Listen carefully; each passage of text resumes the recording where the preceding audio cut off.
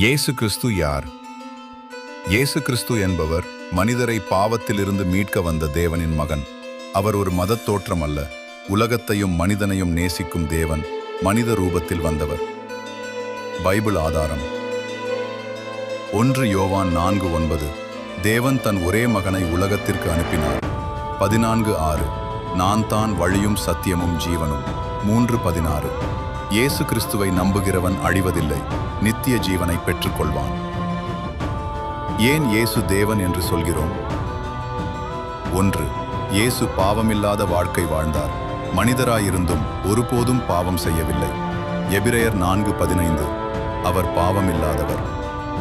2. அவர் அதிசயங்கள் செய்தார். மரித்தவர்களை எழுப்பினார். யோவான் 11:43 முதல் 44 வரை. லாசருவை உயிர்ப்பித்தார். 3. அவர் தன்னையே தேவனின் மகன் என்று சொல்லினார். யோவான் 10:30. நானும் பிதாவும் ஒன்றே. நீங்களும் நம்பினால் ஆமேன் என்று கமெண்ட் செய்து சப்ஸ்கிரைப் செய்யுங்கள்.